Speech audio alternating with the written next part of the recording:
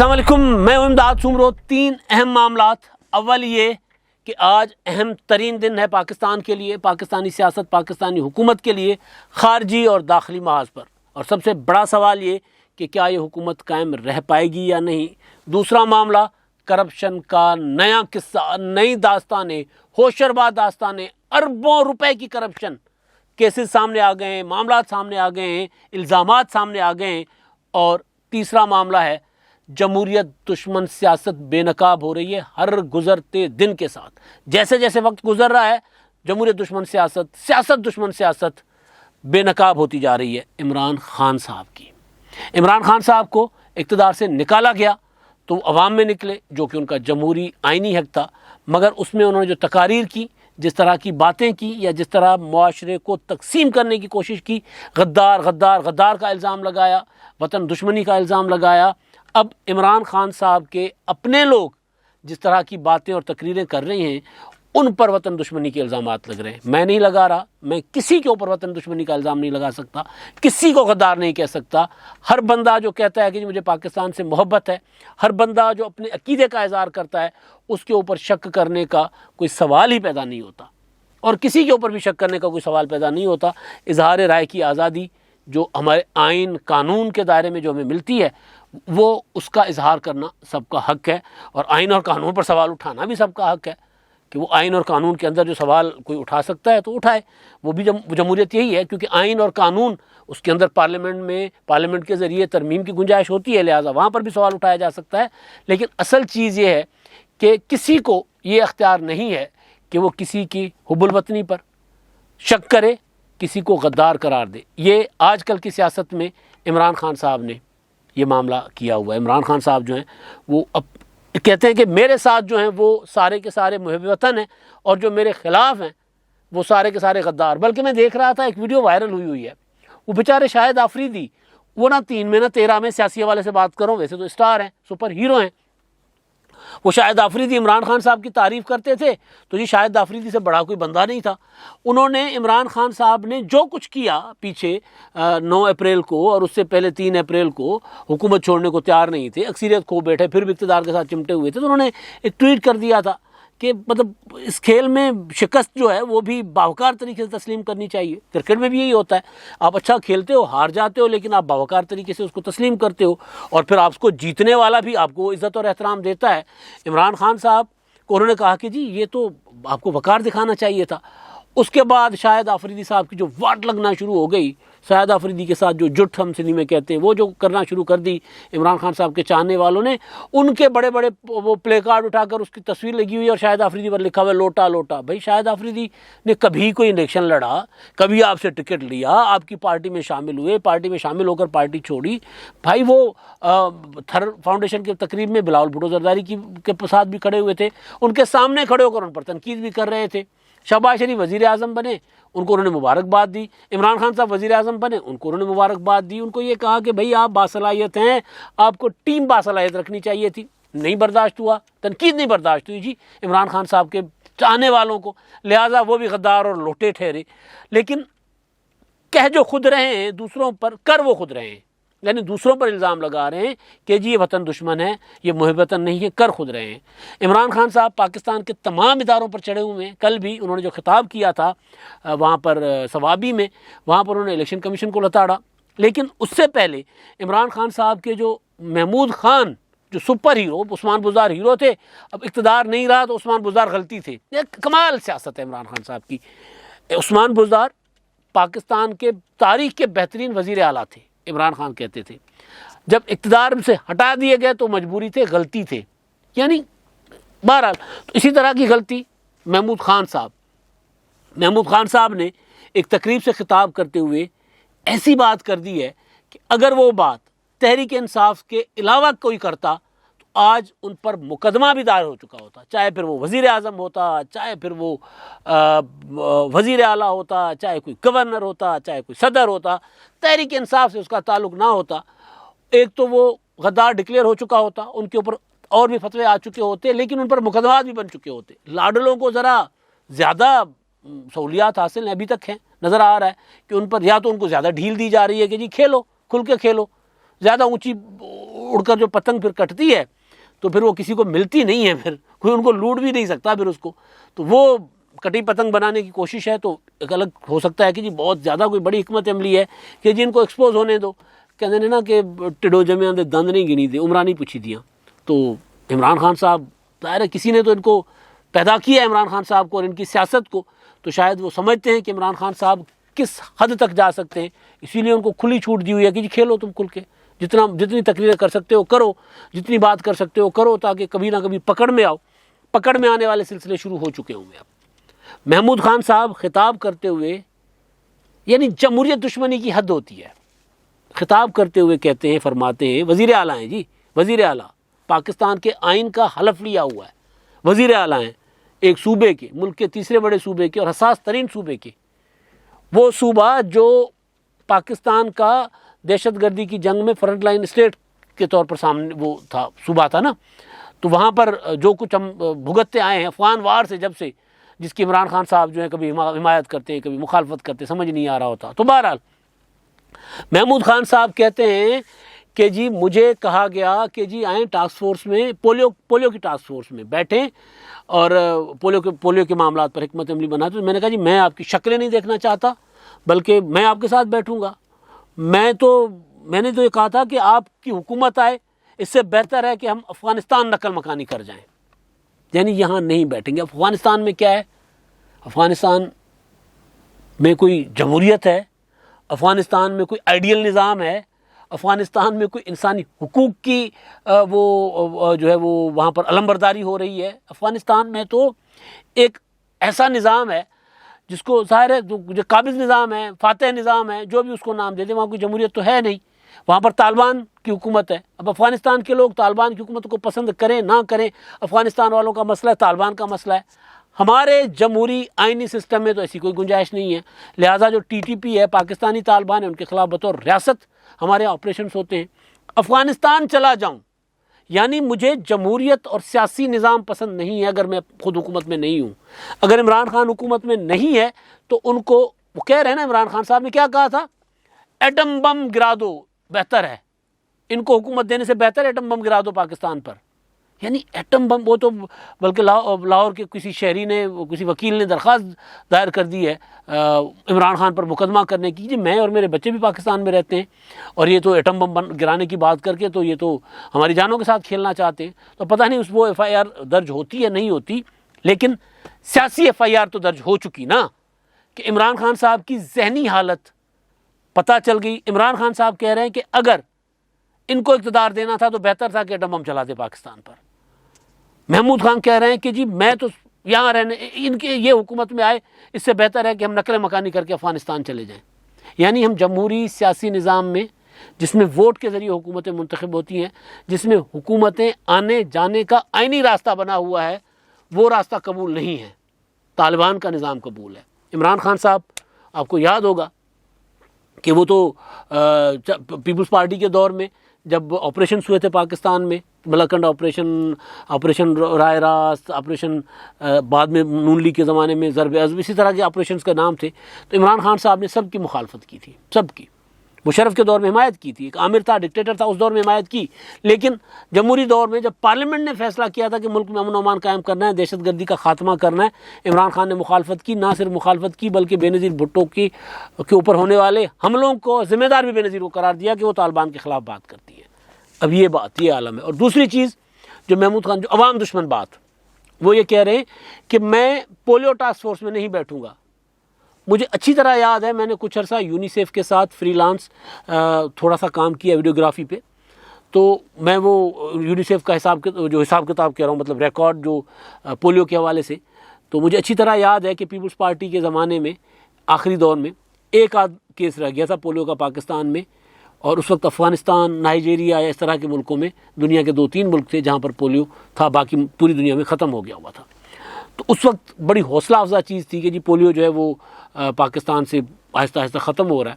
پھر یہ ہوا 2013 آ گیا، عمران خان صاحب جو ہیں کے پی کے میں حکومت بنا بیٹھے، پی ٹی آئی کی، تو کے پی کے میں پولیو کی کیمپین جو تھیں وہ نہیں ہو رہی تھیں وہاں پر، اور پھر پولیو وہاں سے نکلا، پھیلا، پھر دنیا کے سارے ملکوں میں ختم ہو گیا، پاکستان میں آج بھی موجود ہے۔ عمران خان صاحب کے جب مرکز میں آئے 2018 میں تو انہوں نے ایک صاحب لگائے تھے پولیو کے فوکل پرسن، بابر عطا میرا خیال اس طرح کا نام تھا ان کا. انہوں نے جھوٹی رپورٹ دینا شروع کر دی یونیسیف کو، اور یونیسیف نے جب گراؤنڈز پر پتہ کیا گراؤنڈ پہ اپنا، تو ظاہر ہے وہ یہاں پر کام بھی کر رہے تھے، موجود تھے، تو انہوں نے ان رپورٹس کی بنیاد پر شکایت لگائی کہ یہ بندہ رہے گا یا ہم رہیں گے.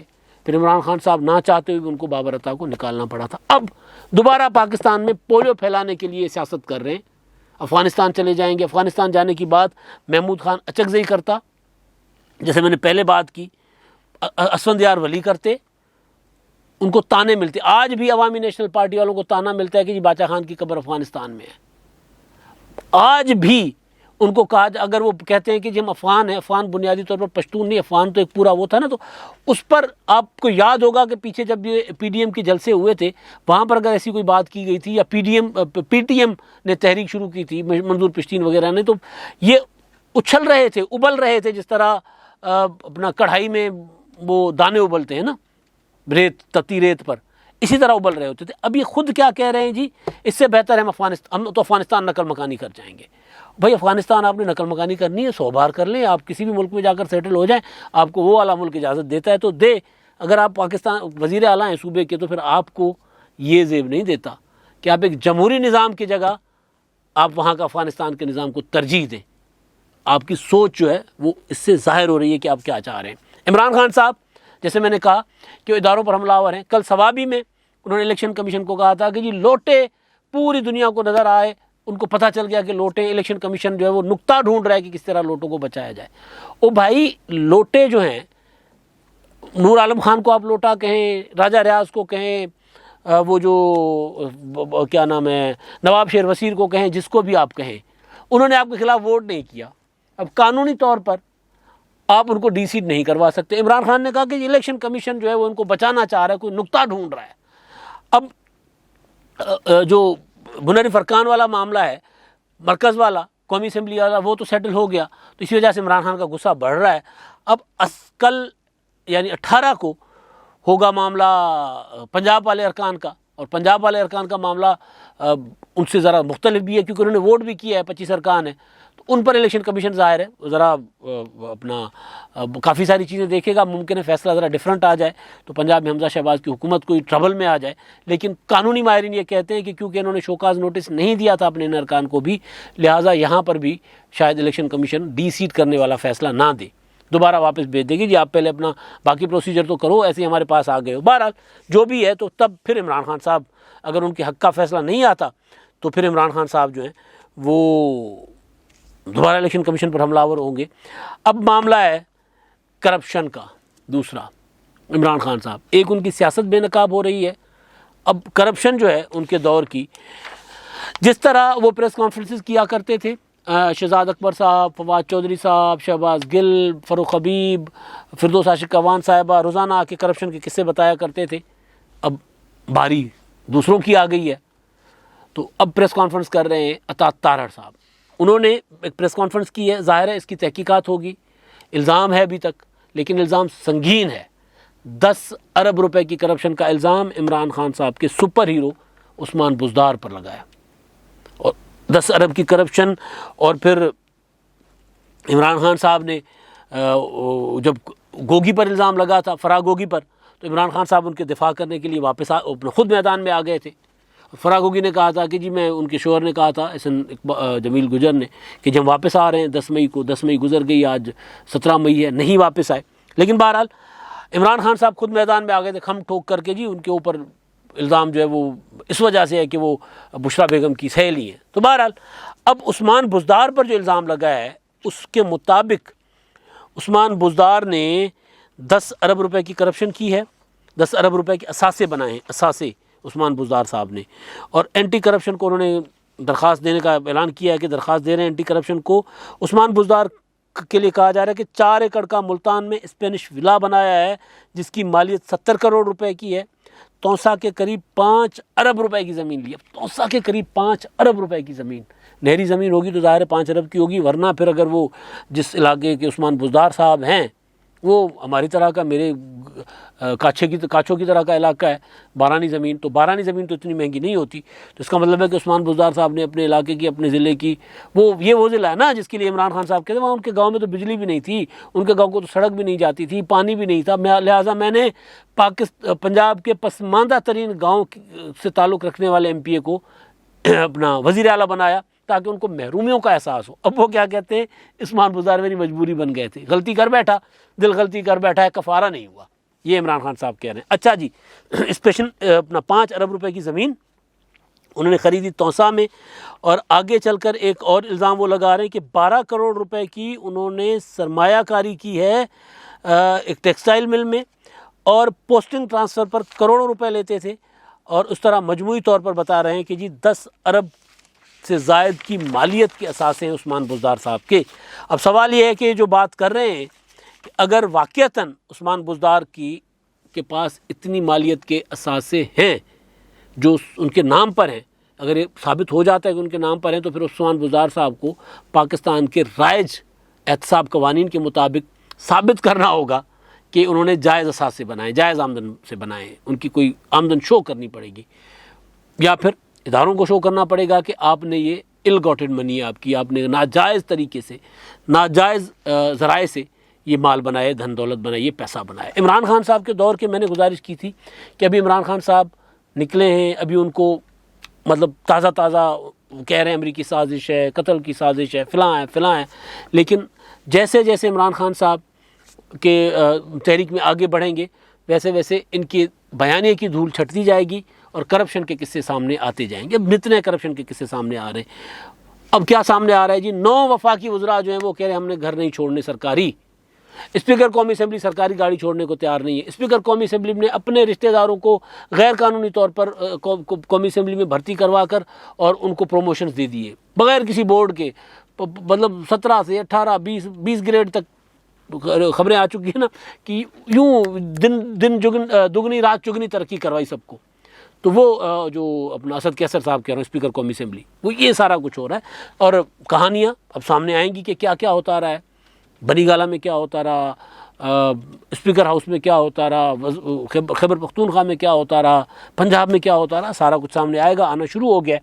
اب پاکستان کی سب سے بڑی خبر جس پر آج سب کی نظر ہے وہ ہے آج اتحادی، یعنی جو حکومت ہے ان کے اتحادیوں کا، شہباز شریف اور اتحادیوں کا اہم اجلاس ہے، اہم بیٹھک ہے، اور یہ بیٹھک حکومت تو لے لی، اب کریں گے کیا، اب چلیں گے کیسے، یہ مطلب ہاتھی تو لے لیا ہے بھائی، اس کو پالنا بھی ہے، چلانا بھی ہے، آگے بھی بڑھنا ہے، تو کیسے کریں گے۔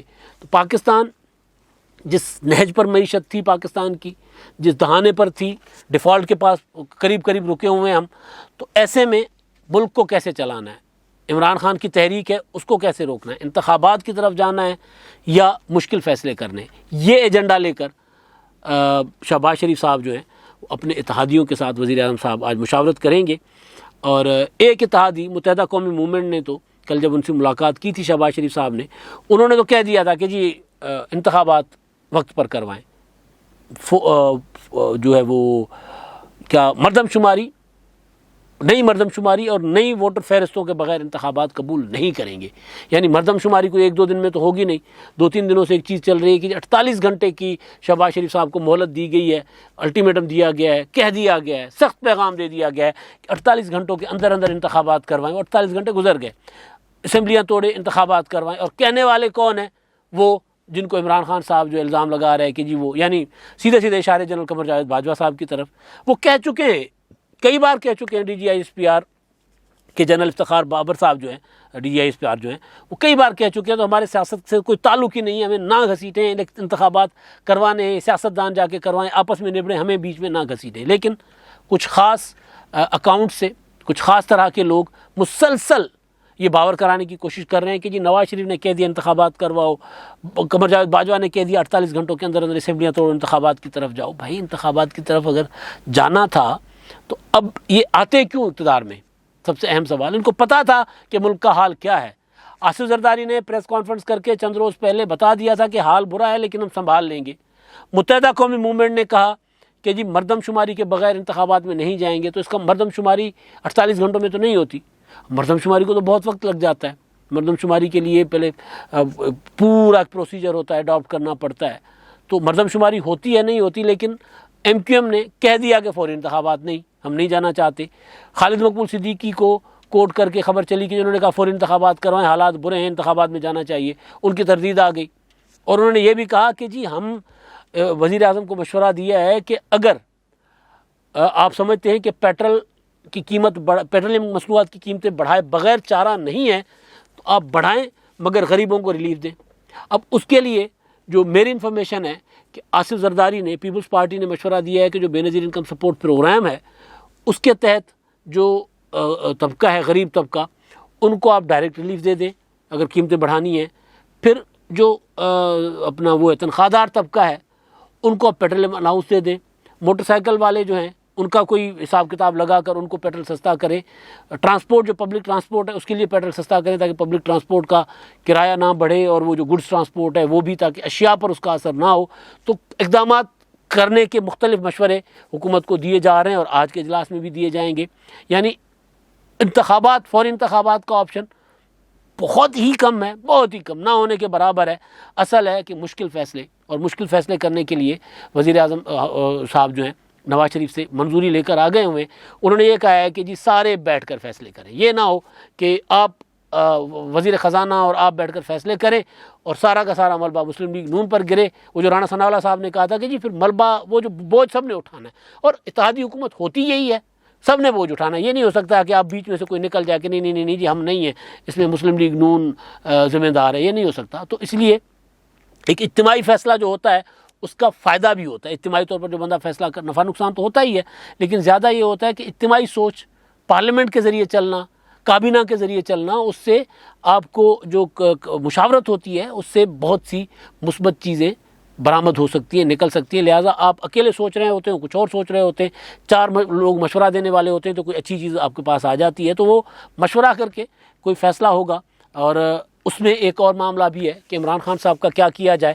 تو عمران خان صاحب کے لیے مشورہ ابھی جو اپنا پیپلز پارٹی نے بھی دیا تھا، لندن میں بھی یہ ہوا تھا کہ ان کو کھل کھیلنے کا موقع دیں، کھیلیں، ایکسپوز ہوں، اور خود بخود جو جن کو عمران خان ہدف بنا رہے ہیں نا، عمران خان کا ہدف سیاسی حکومت نہیں ہے، نظر آ گیا ہوا ہے کہ جن کو یہ ہدف بنا رہے ہیں وہ خود بخود اس کا حساب کتاب کوئی لگا لیں گے.